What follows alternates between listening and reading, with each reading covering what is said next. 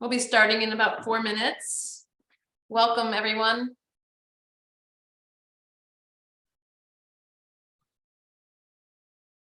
Hi, Maricel in San Juan. What's the weather like there?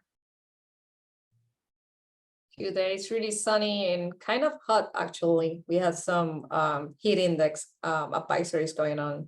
Oh, no. Which is weird. It's November. Right. That's a good introduction into our presentation that we're doing today, sadly. Welcome, everyone. We're just having some fun in the chat, finding out where we're all from. We'll get started in a few minutes.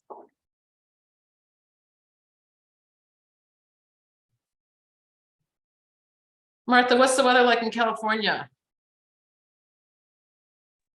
Greetings, everybody from Northern California. My name is Martha. I am up in Chico, and it is a sunny but cold 50 degrees here. Ooh, it is cold for Chico. It is. I love it.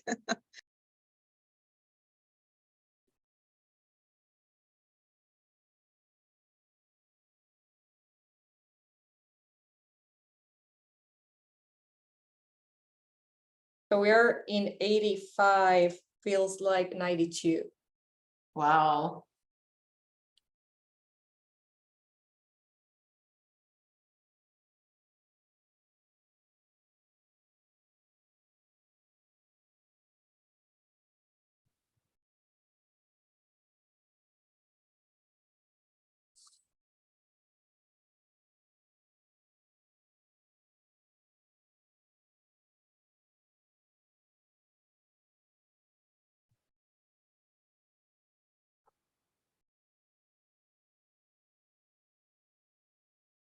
So it's 46 degrees, sunny and windy in Salisbury. So I actually wore my winter coat today. But I don't mind it's cold. I don't mind the cold as long as it's sunny.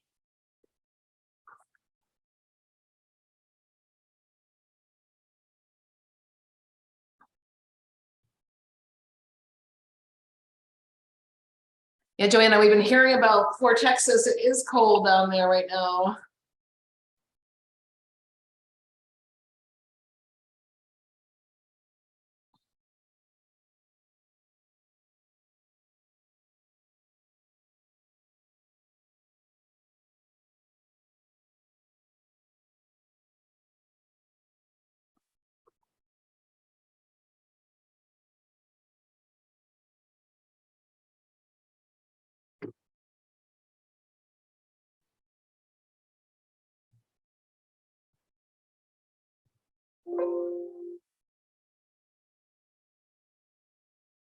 Welcome, everyone. We're going to get started in a few minutes here.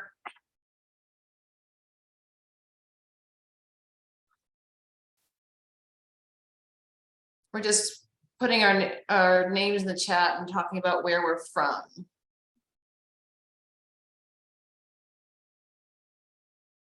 And except for Puerto Rico, it seems that everyone's dealing with a little bit of a colder weather.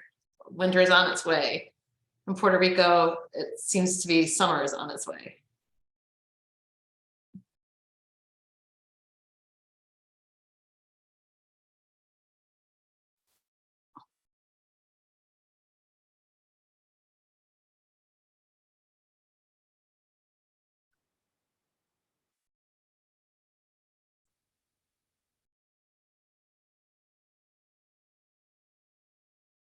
Or else I think we're at the hour if you want to get us started. Of course, Amy, thank you. So welcome, everyone. Thank you for joining us today in today's webinar with the title, Strategies to Address Health Inequities Exacerbated by the Growing Climate Crisis. My name is Mirelis Muñiz, and I am a program manager located at our Migrant Clinicians Network office in the Caribbean region. And we're really happy that you're here with us today. I'm going to be presenting our amazing panelists today. First, we have Dr. Maricel Pagan Santana. She's our Director of Environmental and Occupational Health in the Caribbean region of our office. And we also have Amy Lippman, our Chief Program Officer for Workers, Environment, and Climate, and she's located in our office in Maryland for the Eastern region.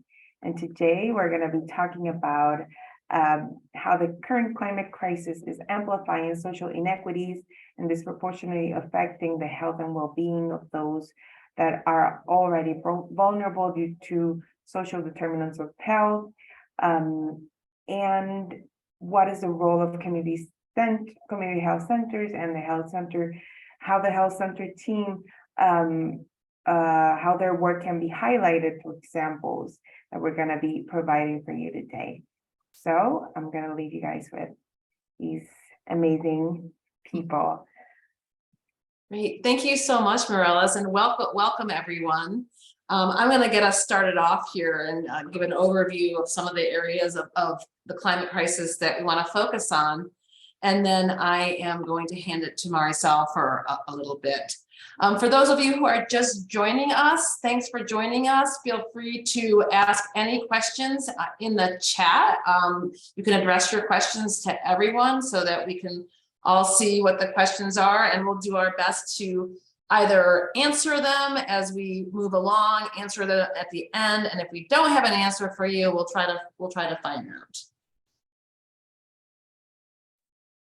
So we just wanted to start off with saying that we're super grateful to the CDC Foundations for supporting this national webinar. And today we're going to be talking about just the health impact of climate change and the populations that are disproportionately impacted by it. We're going to be looking at strategies to protect the health of those that are impacted by our climate, and also take a look at resources and best practices for addressing climate-fueled disasters, including looking at the role of community health centers. I just want to start us off with a little bit of just some words from a farm worker. They're on the front lines of our climate crisis. And I always find it really powerful when we're doing these kinds of discussions to think about them and to think about the work that they're doing and how they're directly impacted. And Marisol, in a series from David Bacon, said, "It's hard work because the foreman constantly rushes us. Many workers have died in the fields due to dehydration and illness. I have seen men and women faint. I was picking chilies once and a woman worker told the foreman she didn't feel well. The foreman took her out of the field. 3 days later, it was 115 degrees out and another young woman, just 21 years old, fell ill. When we returned, we saw the ambulance taking her away because she had fainted."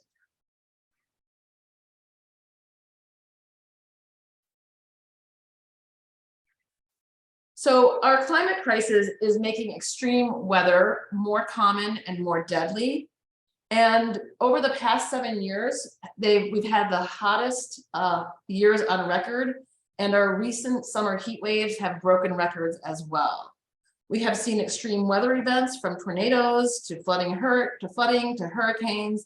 And as we can see from as we'll see in our discussion, not all populations are equally impacted. Marisol and I have been working on sort of a framework of how we're looking at the climate crisis and its impact. And essentially what we're observing is that we have the various environmental stressors related to the climate crisis, whether it's extreme heat or storms or flooding or wildfires. And how one is impacted by these environmental stressors of our climate crisis really depends on the policies and systems that surround them. And in some cases, these policies and systems might actually have a protective factor, and in other cases, they may actually have increased the risk. So we're talking about what are the safety and health laws and regulations affecting the workers? What does the emergency management look like? What's the preparation and response? What about access to healthcare, immigration policy, and climate policy? All of these policies and systems are really going to impact ultimately what the outcome is going to be. right? Is it going to force, are these going to help force migration? Is it going to impact the overall well-being of the individual or the population? Is it going to cause more or less injuries and illnesses and also deaths? So these three areas, these three buckets, they all, I don't think they can be talked about individually. They all sort of impact each other, and ultimately it's a helpful framework for looking at our climate crisis.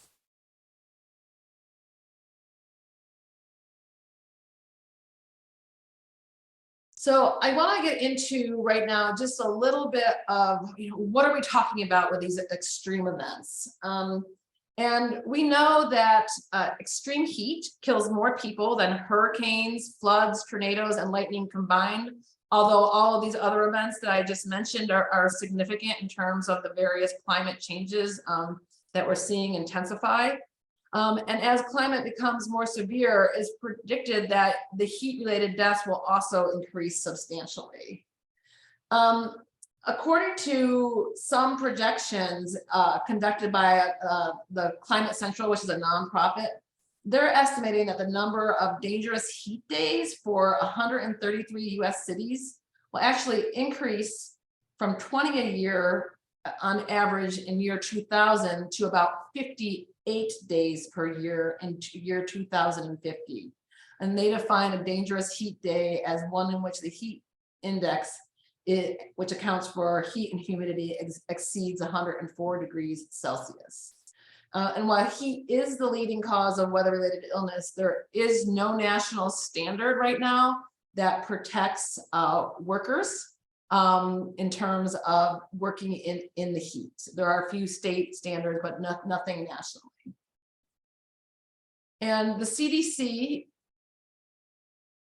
has done some studies, and we know that farm workers in particular are 20 times more likely to die from heat-related illness than other workers.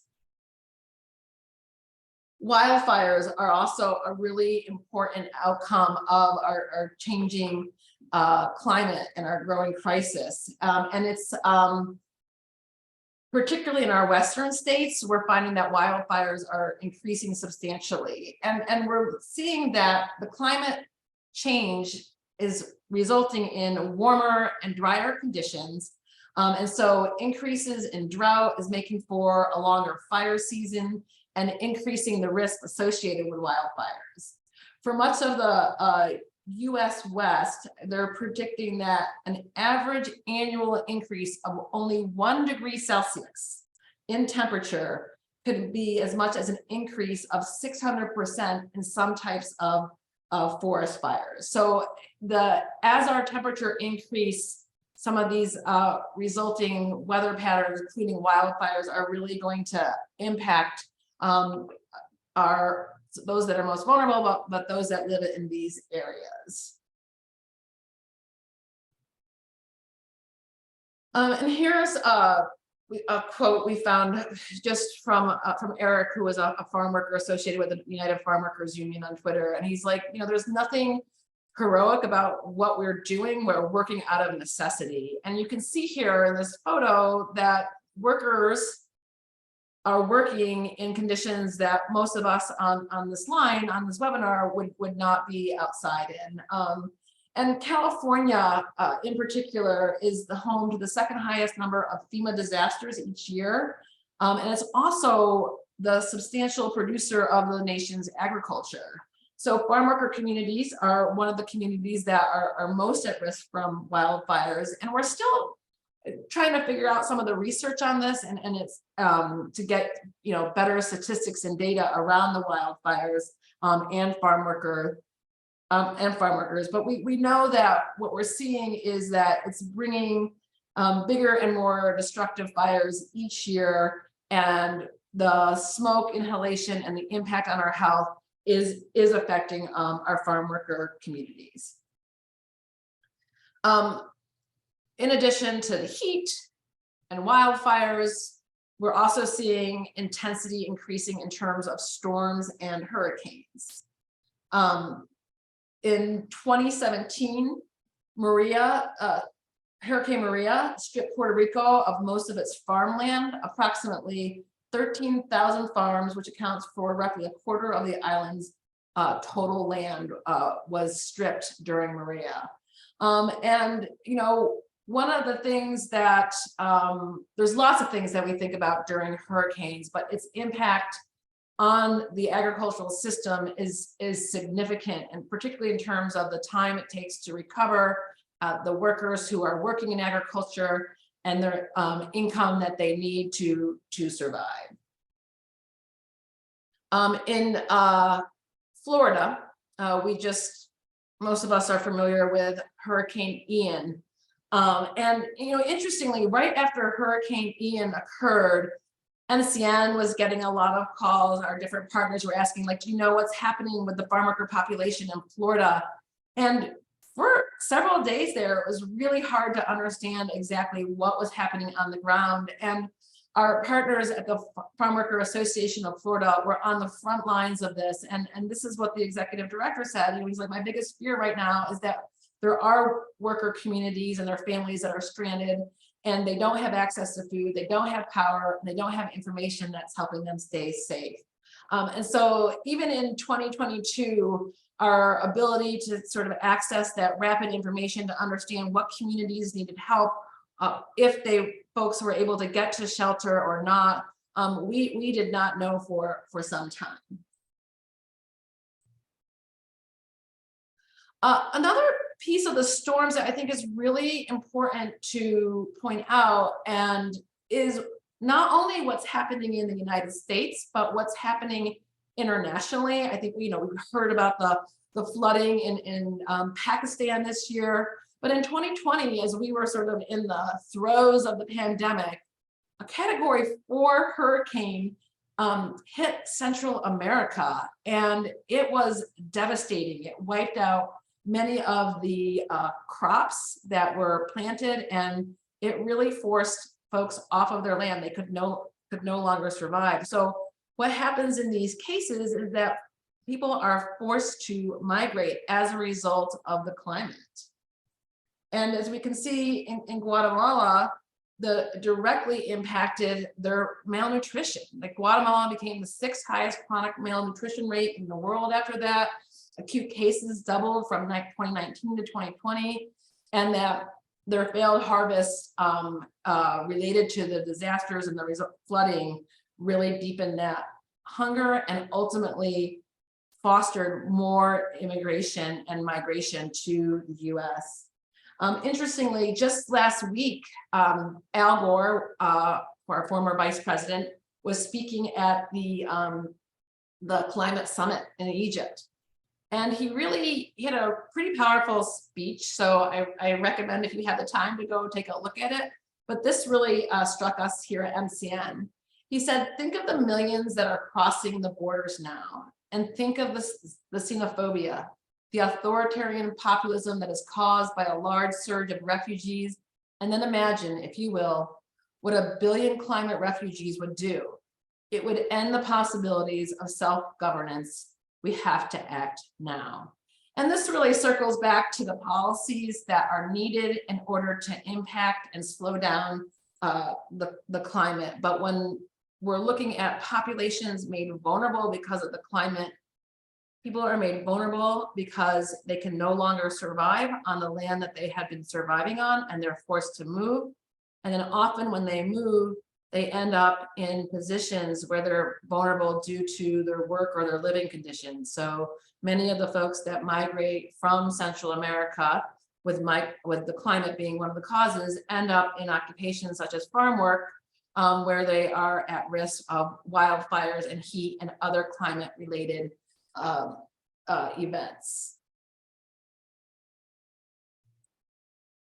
So the vulnerabilities that exacerbate the impact of climate change are multiple. They have to do with cultural and language differences, and I'll talk a little bit more about the language aspect of this in a minute. Low wages, whether people are low income, and their ability to sort of respond quickly in always, both in anywhere, but like in Florida, we heard reports of yes, we needed to prepare for Ian. However, getting our car gassed up, finding a place to stay, all of that was really difficult for those that were living paycheck to paycheck. Those that are working in occupations that are going to be impacted by the climate, those who are working outdoors, the immigration status. Immigration status ultimately makes folks more vulnerable. They have more fear if they're not authorized to be working in the United States. Migration, lack of access to healthcare or other financial resources, and then also those that are working outdoors and have lack of regulatory protection. All of these are vulnerabilities. All of these are add to the vulnerabilities that folks face. And so those that are most vulnerable are those that work outside, children, pregnant women, those with chronic illnesses, and those that are migrant. And we see a lot of disparities in the recovery and response. Language barriers are a huge issue. Many do not understand the warnings. The warnings are not in a language that they understand of where they should evacuate, what the procedures are. Also, language barriers really impact getting assistance and getting recovery and processing the forms. The response, power, water, communications, again, those that are in more vulnerable communities, those that are in lower communities are more vulnerable. And then accessing funds for recovery. Again, lots of disparities in that response and recovery.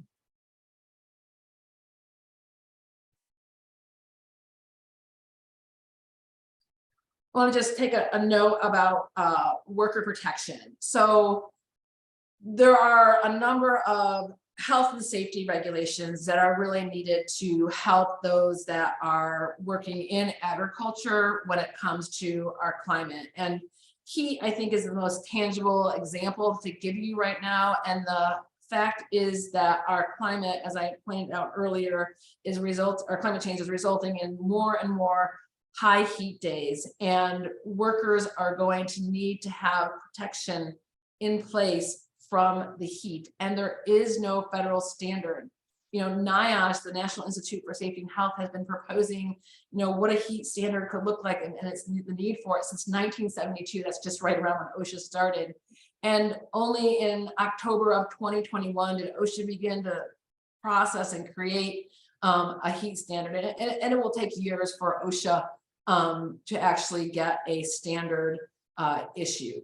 In the meantime, why it's so important, because workers don't necessarily have control over their environment. So if there are rules and regulations saying workers need to be working in the shade, or workers need to have access to water, or workers need a certain rest break, or workers need to acclimatize, all those things are in a heat standard, and in a good heat standard, I should say. Maryland is working on a new heat standard that they're supposed to issue, and what they put out this year was fairly weak. But a strong heat standard is a really important example of a worker protection, and it's so needed, particularly as our climate changes.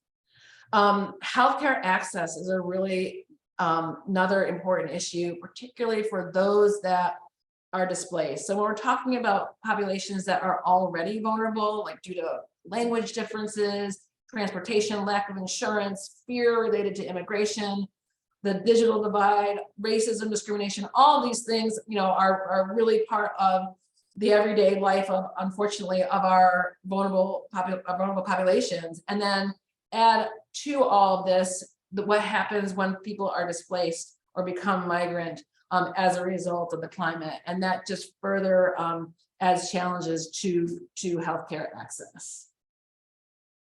So in all, what are the outcomes looking like? So we're seeing that the outcome on health is drastic. Mental health is really important to think about in terms of the stress from of what the potential of the climate crisis causes, as well as the immediate impact of the aftermath of an actual storm. The illnesses, both acute and chronic, that result or are exacerbated from climate crisis, and then injuries and death. And then here's just a little summary for you all, just in terms of looking at some of these things in terms of the numbers.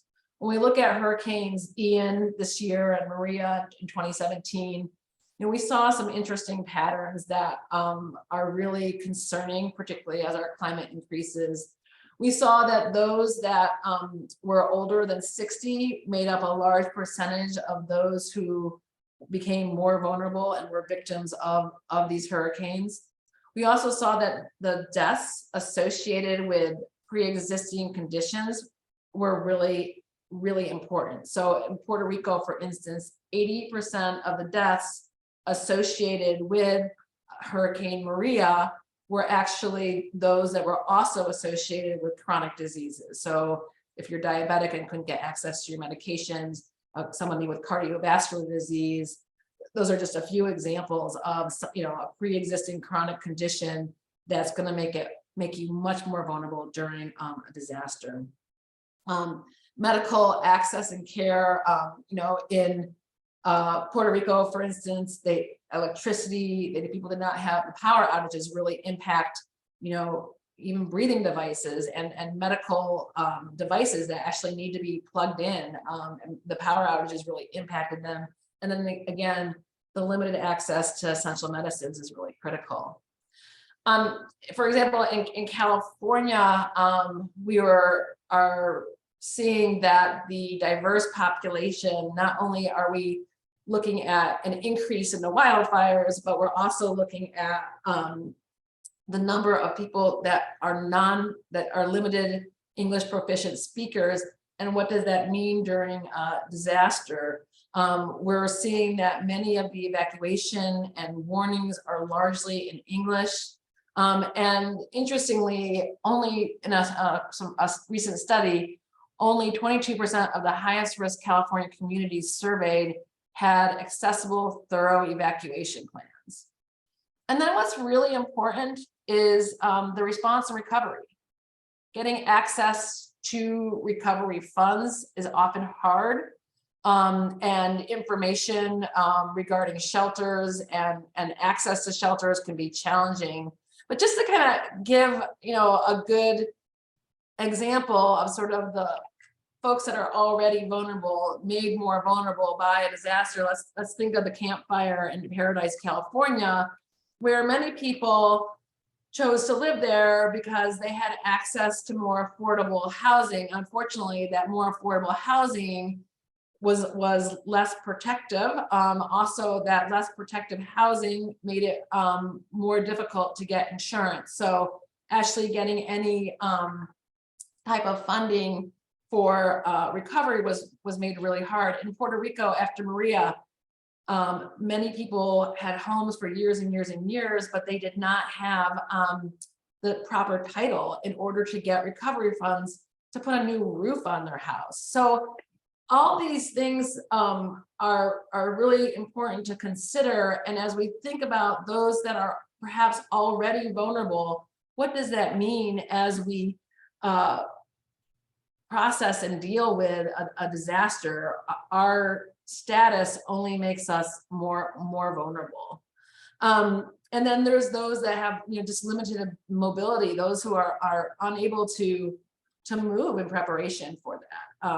Again, I mentioned the filling up your car with a tank of gas, your groceries for the week. Like, it's very hard for some people to simply pick up and move if you don't have the means. So I am going to hand it over to Maricel, and she's going to talk about some strategies. Feel free to go ahead and put any questions that you may have in the chat, and we'll try to answer them either as we talk or at the end. Thank you, Amy. And to kind of piggyback on what you just explained regarding the characteristics and limitations of the population, there are a few strategies that take in consideration these characteristics and will help us out in terms of how we can move forward and lead communities and work with communities mostly to make them and to help them throughout these emergencies and climate crisis related disasters. So if you can go to the next slides. So specifically cultural adaptation, we have tons of resources. We have seen with the years and as the field of the understanding the climate change and the disaster that are related to it, we can see some of the tools and resources that keep going out, but not all of them are accessible or are cultural sensitive. So working with the tools that we have at hand and trying to understand how we can adapt them to make it more accessible and more in an educational level and literacy level that can be useful for the communities is something that we have to think through. Community mobilization, specifically using community health centers and community health workers to lead and work with communities process of understanding their risk, understanding the mitigation processes and preparedness, and to work with them to make to kind of navigate the systems and understand the challenges so we can then change whatever is becoming a barrier for that communities and those groups to actually be able to pass over a disaster and rebound in a way that we all can be quickly recovery for it. And it comes with the understanding that there's no way at this moment to go back in terms of the climate crisis. This is something that is going to happen. We're going to see these events continue to happen. The ones that we already seen are proof of that. So now we have to figure out how to mitigate the impact of these disasters, working with the communities to understand the challenges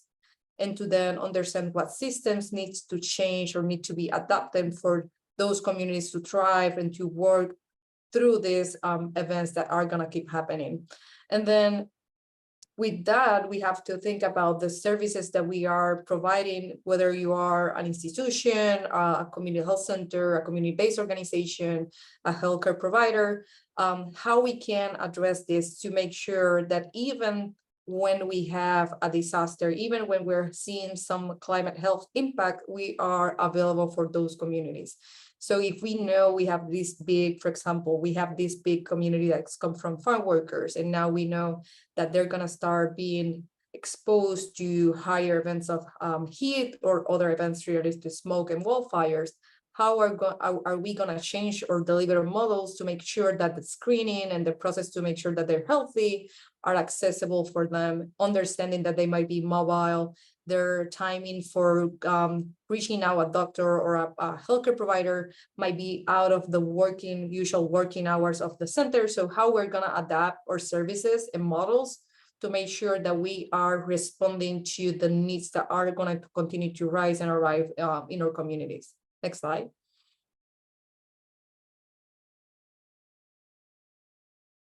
With that comes to, and we can not forget that our institution or organization needs to actually work in the emergency planning and response itself. And within that, and some of the basic issues that we sometimes see when we work with community health centers is that not even our patients know how we respond to an emergency.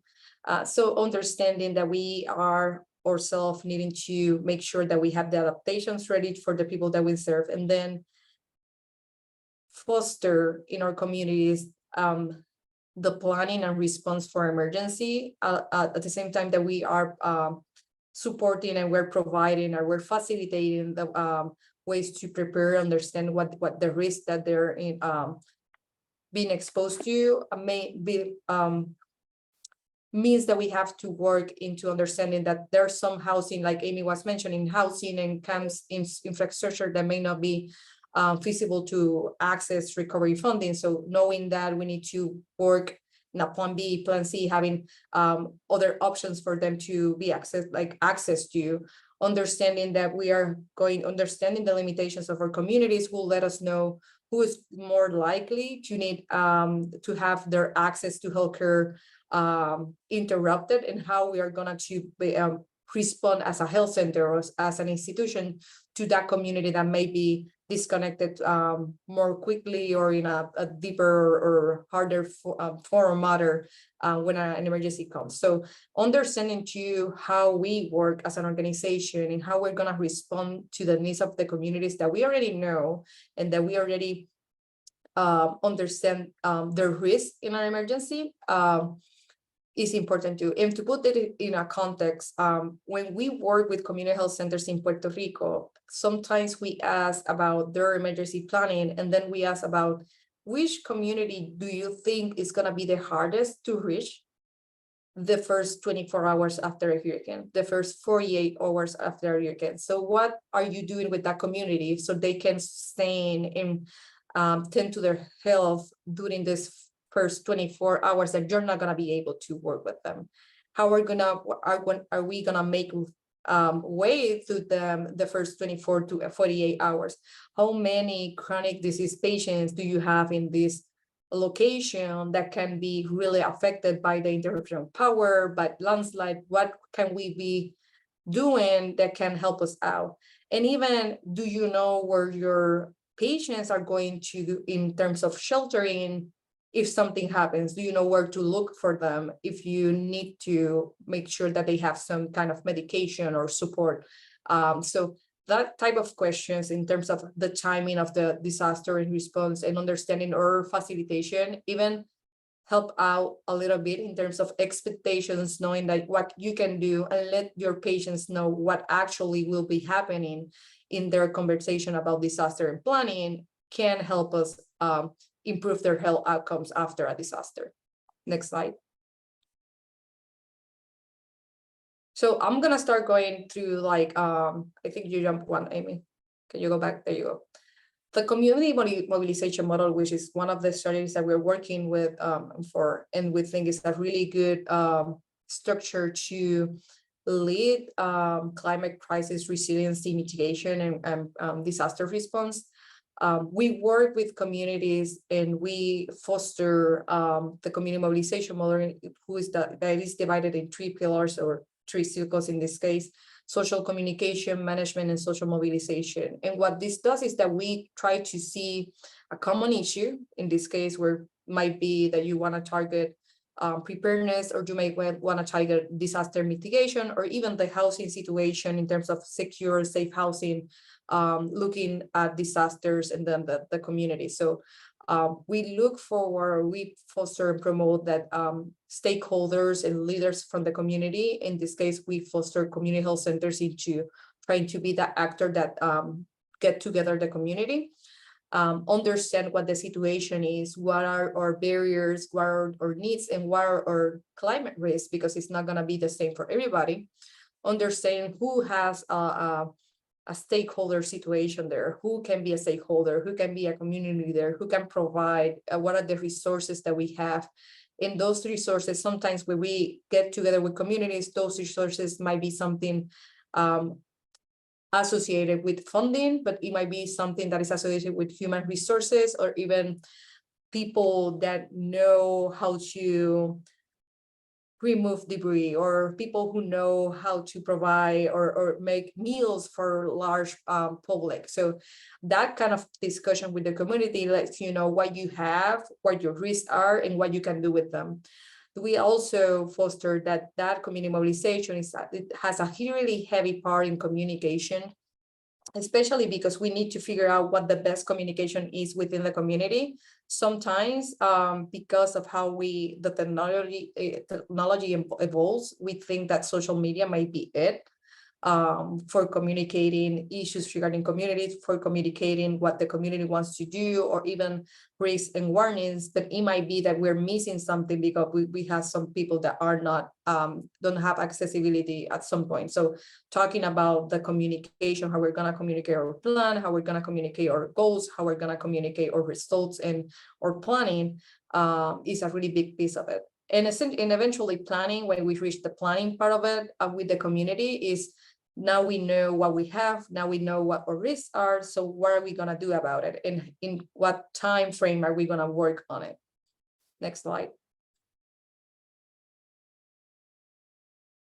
And you may be wondering why community mobilization. So when we started working this framework into emergency disasters and response, we were seeing some intense events, and this became our work at FCN after Maria, but we have seen other organizations doing it for other events, and we continue to foster that in other projects. But essentially we're seeing different intense events in different places where the government response or the system that is in place is not enough. We're not quite prepared to respond. We also see that community health centers take a lead in responder. They're really capable of jumping and knowing they have some tools that we're not quite aware that were there in terms of their knowledge of the community, their bridges and relationship with communities to know what's going on in their different places.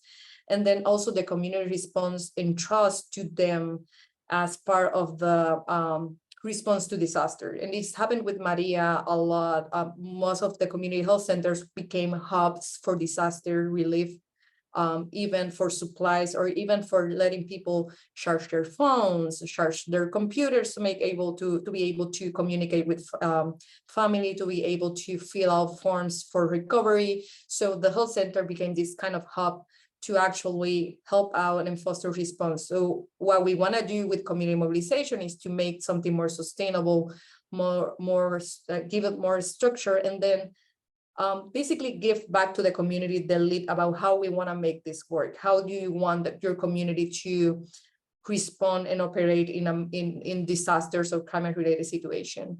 The other piece for this is that the National Emergency Management Framework actually identify that the way to respond as a nation or as a state should be from a bottom-up approach, should be community-led. And the way that that functions is that if a community is prepared to let know the government or the agencies that are responding what is needed and what is needed, the National Emergency Management Framework is going to work. If the community is not ready, then we're going to see delays in response. Then we're going to see supplies being taken to a place that is not appropriate. We saw that with Maria. We saw kids' supplies being sent to places where people were older. Things that were supposed to be for chronic patients were arriving to places where we're asking for things for babies. So knowing the knowledge and the preparedness of the community was really essential to response. And then the other piece is that even if we want to see it for a community health center organization, most of us have to comply with this kind of response. Most community health centers have in their mission or in the work plan that they have to address disaster and environmental exposures, and climate disasters are one of them. Next slide. When we apply community mobilization to climate-related disasters, what we're doing is that we're trying to identify challenges and opportunities based on previous experiences, identify needs and resources, and do capacity building in the framework of before, during, and after a disaster. And it can be as simple as just picking one with your community, which disaster or which climate event is what do you think is going to affect you the most? How had that affect you before? What are your experience with it? What are your barriers and how we can solve it? And then we move on into, well, we need to create capacity within my community, within the health center or the other organizations that are working on it to make sure that we can actually implement what we want to do. Next slide. At the end, when we are talking about community mobilization, we're talking about meeting the social determinants of health. Once we know the communities through this process, because it led us to have discussions, to reflect in terms of our experiences and needs into our challenges, we can adapt our programs and be strategic about what we do. And one of the things about doing community mobilization for emergency preparedness, and this can be applied to other things, is that usually you're going to have parallel benefits to your health center programs. And we saw that in Puerto Rico when we were applying this, is that you create a trust and a communication channel with the community that you may not have before. And that helps us understanding, for example, knowing what our patients are, understanding there were barriers to access to safe water, were things that were not exactly emergency or disaster topics, but were related to storing water, to have access to medicine, to understand that we don't have a place that, for example, if you have somebody who doesn't have a safe place to live, is unlikely that a person will want to storage water and food in that place. So understanding that will help us address other programs like food security, malnutrition, and other chronic diseases. Next slide. When we work with community health centers and do community mobilization, usually what ended up happening is that we take a role rather than leading the community, we take a role as a liaison between the government response agencies and the community. We usually are the support network. The community health center will work as a support network between the NGOs and communities, and also integrating the community mobilization and that planning that we were talking before, having ourselves a structure that can be sustainable during these moments will help us sustain the community towards that preparedness. So making our own center or our community organization sustainable and ready for these disasters will also help out sustaining the community response to it. Next slide. Overall impact, we see a lot of positive stuff going on with this type of program where we implement community mobilization. And again, it can be community mobilization for climate crisis, it can be for disaster, it can be for preparedness, depending on what the goal is. A lot of the positive results for the community health center means that operational, we have a better understanding of what we need. Our programs grow stronger because now we have some a trust and a bridge that we didn't have before, and some information that can give us context of what we're seeing in our day-to-day ER or patient offices when we're receiving patients in our institution. And then for the community, it also gives them some sense of community and power. We saw community leaders now wanting to meet with some other government leadership to talk about safety in waters, to talk about water access, to talk about road safety, and understanding that they also have a role into the mitigation and response of climate crisis. They also have a capacity building and stuff like efficacy response to it. And eventually, and the overall overarching goal is to improve their health when these type of events happen. Next slide. And then as an example, we have three main examples of how community mobilization has been used to different disasters in terms of California. Farm workers care, preparedness and response effort created a network of community health workers in farm worker communities to actually provide the farm workers the information about shelters, recovery efforts, and the information of where to go when something like this happened. In Puerto Rico, which was a program that we as MCN work with several community health center partners, we led a community mobilization program to address hurricanes.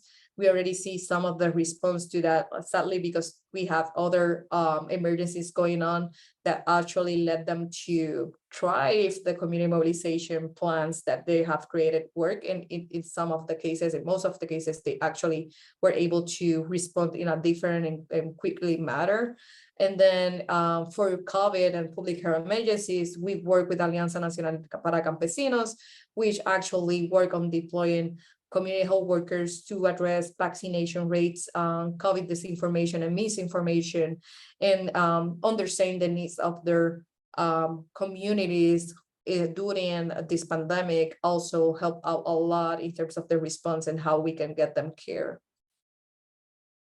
And I think I'm gonna pass it back to Amy so she can talk a little bit more about the community health centers and how the infrastructure of climate change can help them out. Thank you so much, Marisol. That was great. And I just wanted to take some of what Marisol talked about a little bit further. We went into a really deep analysis, a deep discussion about the community health centers and community mobilization. So part of the role of the community health centers is going to be taking a look at what the relationships are with the community and the partnerships that are available. How is it integrated? How are the community resources integrated into the community health centers plans for response to various climate related emergencies? And I think we have a great example through the community mobilization model that we talked about. But there's other pillars, and the National Association of Community Health Centers and Migrant Clinicians Network are really working together on addressing the role of the community health center and climate change. And one of the pieces that's really important is looking at our community health centers and what kind of infrastructure they have to respond.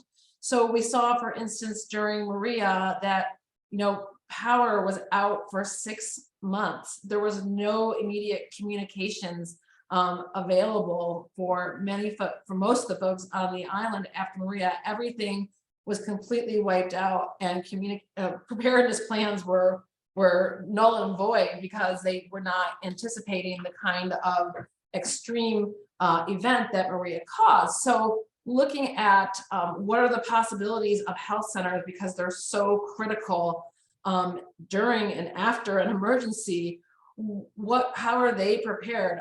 Can they be off the grid? Can they have solar panels?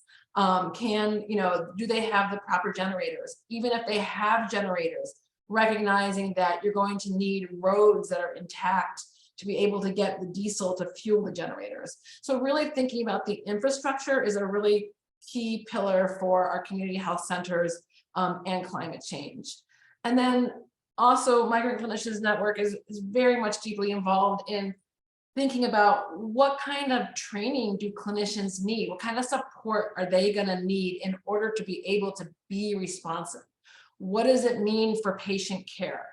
What kinds of culturally contextual patient resources are needed that are going to acknowledge the language and the literacy level of their patient population and helping them to be responsive and respond to climate related events?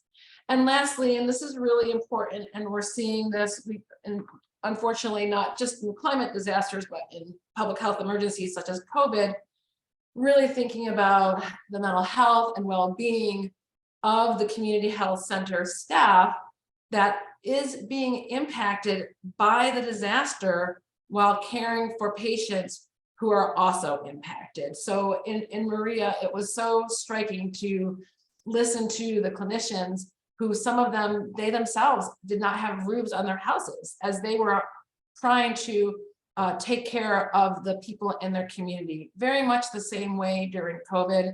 MCN is super fortunate to have a fabulous program called Witness to Witness, which is really looking at the well-being of healthcare providers during COVID and during various events. It's a very strong program that has been really impactful for staff.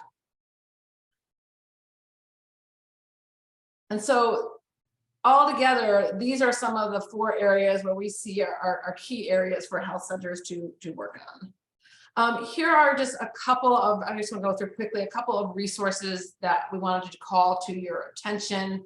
For heat-related illness, we are really proud of our 2021 clinicians guide that really talks about what clinicians can think about in terms of recognizing and manage heat-related illness. And then we always try to have something complementary. What kind of training, what kind of resources are available for patients? And so some of these, you'll get these slides at the end, but here are the links and the websites to get them.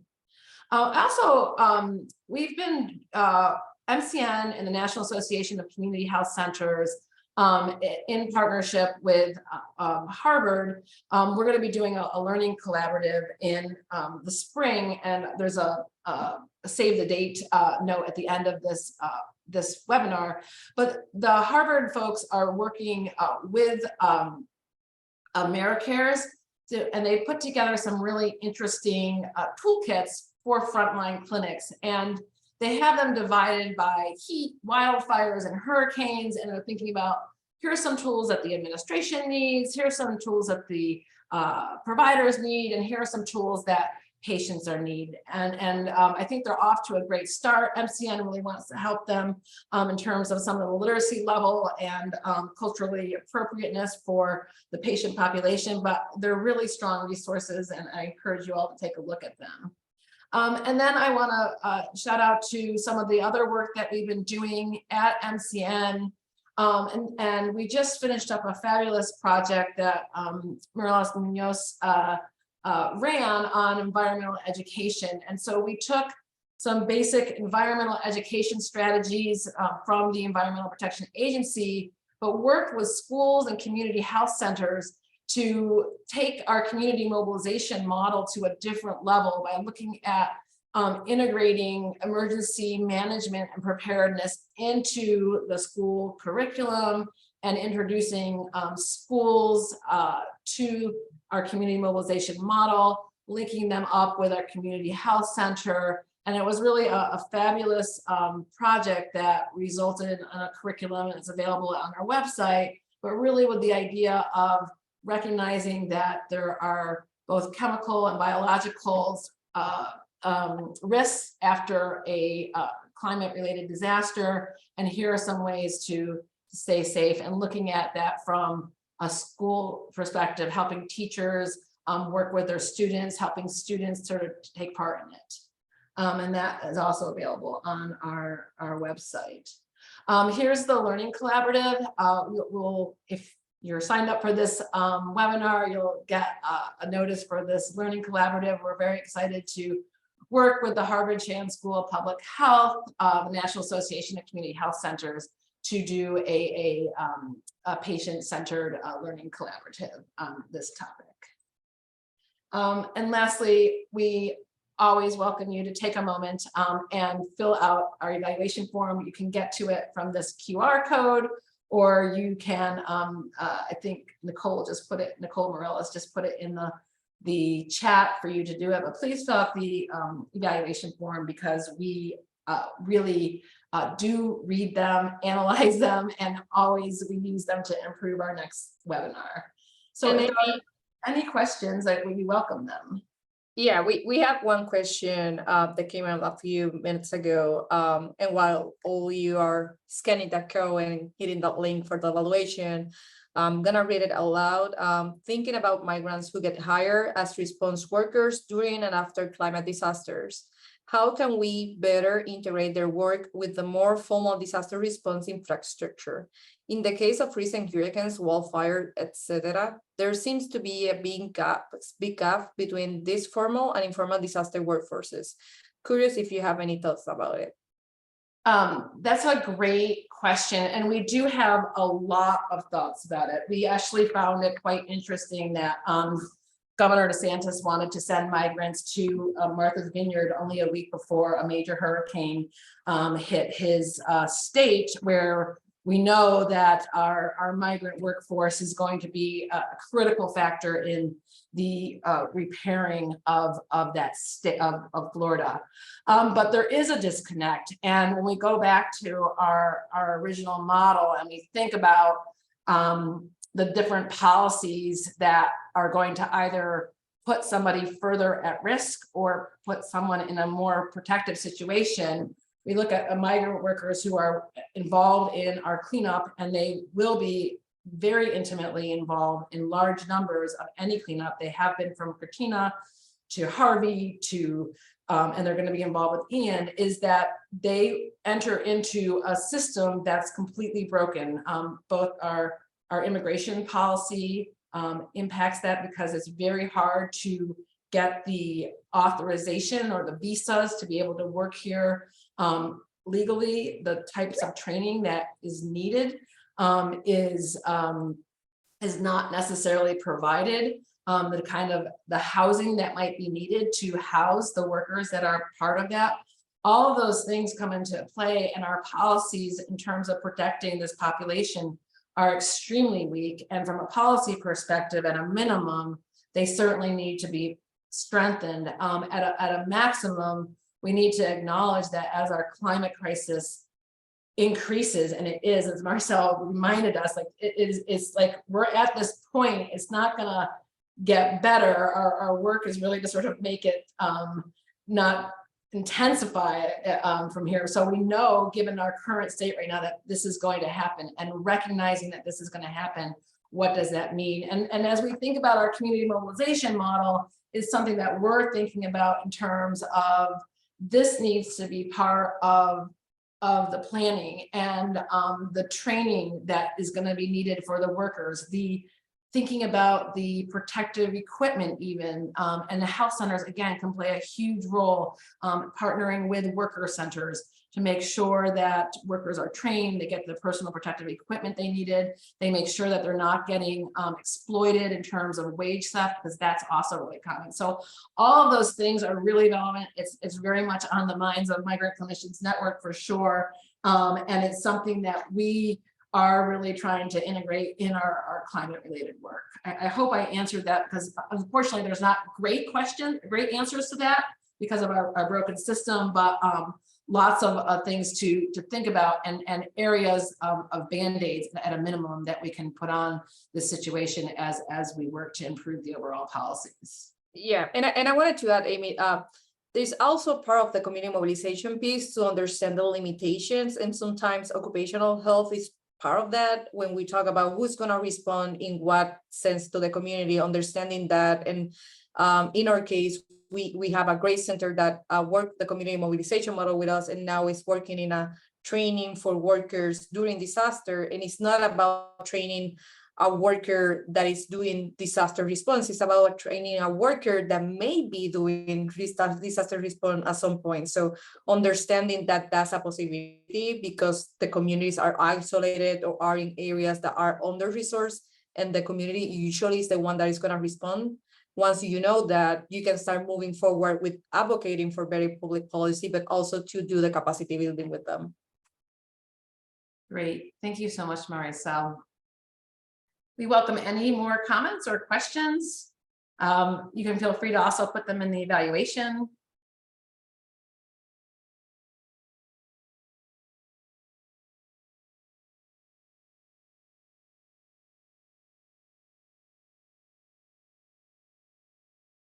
In the next slides, I think you have our social networks and other areas that we can, the participants can join us into getting more resources and updates from the field. If you're not yet liking us on Twitter, Facebook, LinkedIn, or signing up for our blogs, this is your moment or sign to do that.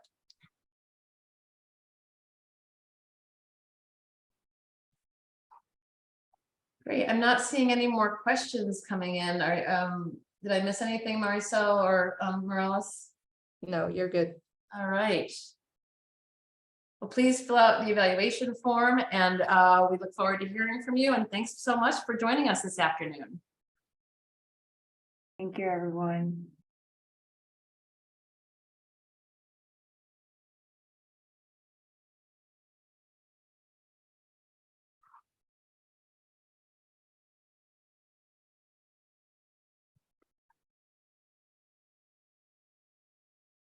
All right, I think we can stop it probably, Nicole.